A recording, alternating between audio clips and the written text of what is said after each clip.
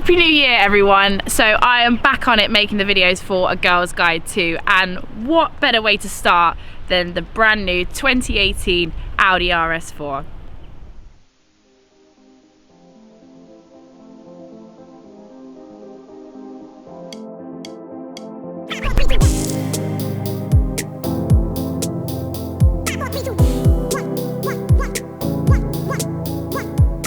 Now, I don't know about you guys, but the RS4 to me is one of those cars that you always aspire to own.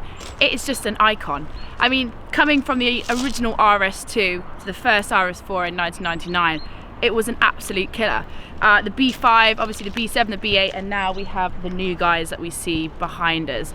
Now, it's always got that sort of aggressive look of an RS. I mean, the front end is wider, you have those enlarged sills at the side, and coming round to the back, you have those oval exhaust tips and those lovely wide hips. I really enjoy the looks of the RS. I mean, with the new 2018, is it as aggressive as I would like it to be?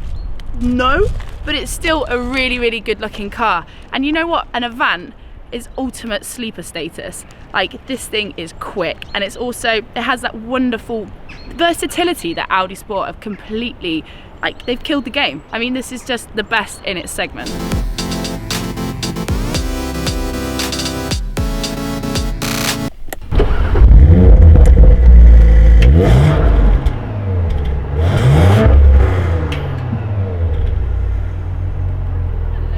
As you all know from my previous videos, Audi for me absolutely kill it with the interiors. It's just beautifully done. The tech is so good.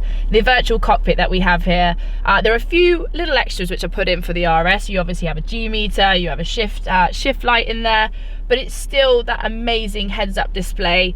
All of the MMI, the nav, all of the in-car entertainment is just wicked. It works really well.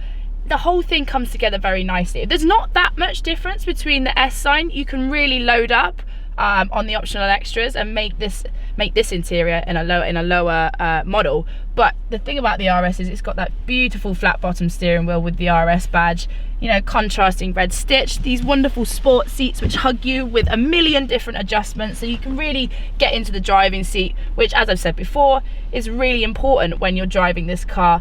A little bit sprightly, and I just love it. And you can get the carbon pack we've got here on the overlays on the central console here. Obviously, you've got the Audi Drive Select here. Personally, it stays in dynamic the whole time because that's when the car is at its most fun. But you know, for all those people out there, versatility is key with this thing. You've got dynamic, individual comfort. And the one thing that they've really been hammering home is how much better the efficiency of these cars are. So I tell you what, in comfort, like, you wouldn't even know that this thing is a 450 brake horsepower, 600 Newton meter beast. It's just a very easy, usable system. They just do really good. You know, it just looks great. I've said it before, I said it again. I can definitely see myself in one of these.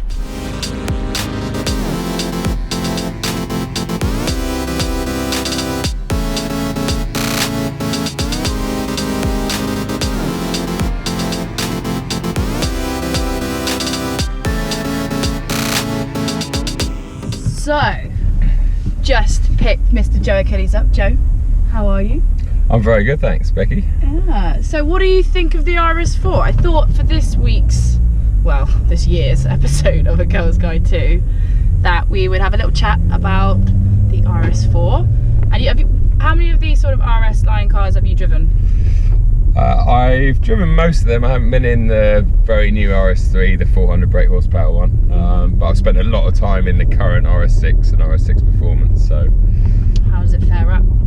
I have to say, I'm massively impressed with this car. I love the RS6, but the RS6 I find is a brilliant all-round car, but it's not the sort of thing you'd get up on a Sunday morning and go for a blast in, whereas this kind of doubles up as that. I'd actually go for a sporty drive in this. I think that says sprightly. A sprightly. I think they said sprightly. Yeah. Yes, yeah.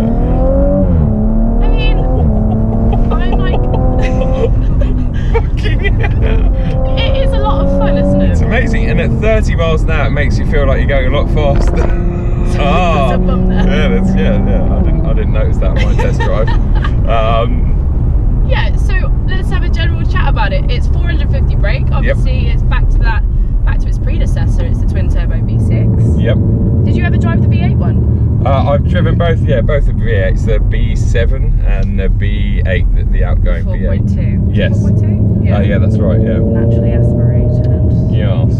Yeah, no, Sound like Baron there. Naturally aspirated. Naturally aspirated.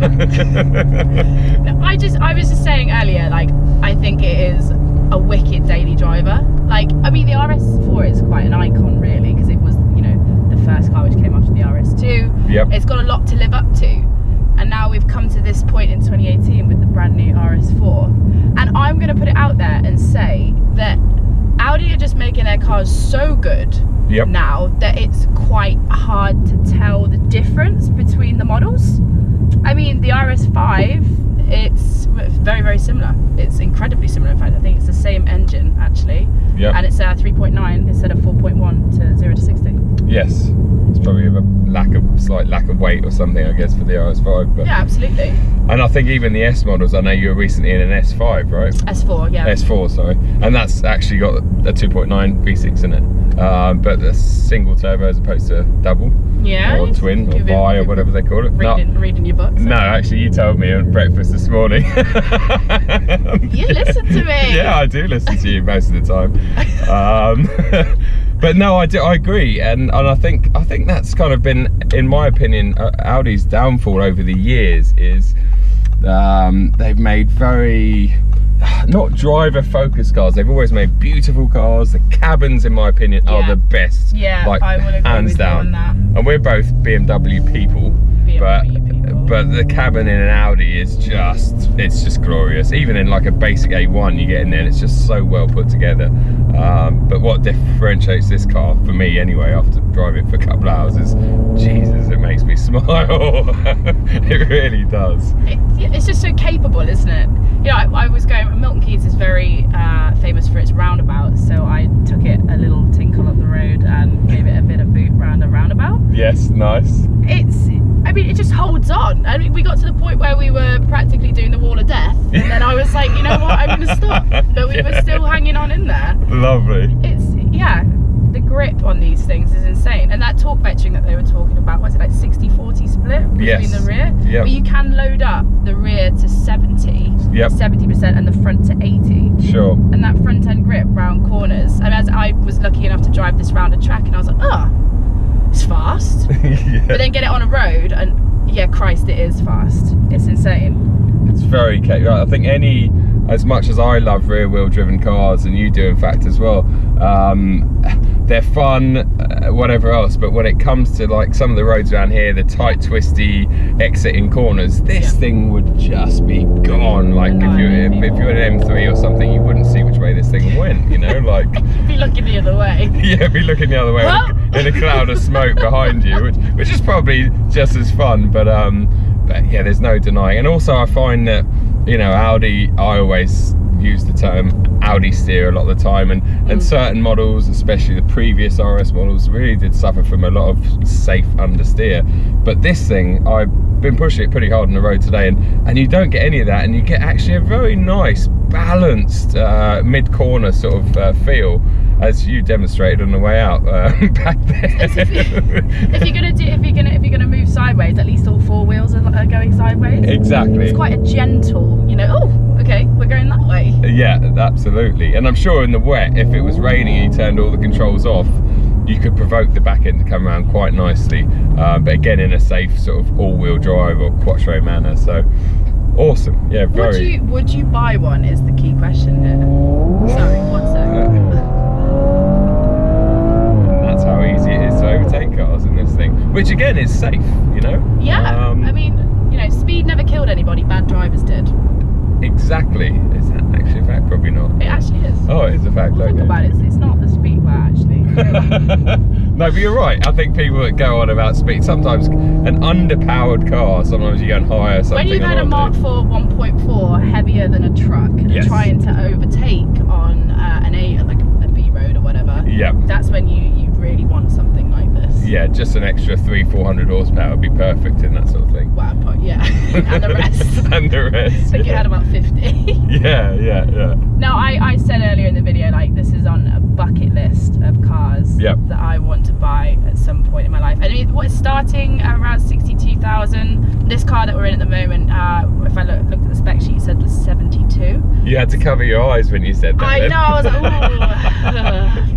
ooh. Yes. That's going to be a few more corners before I get one of these. Yeah.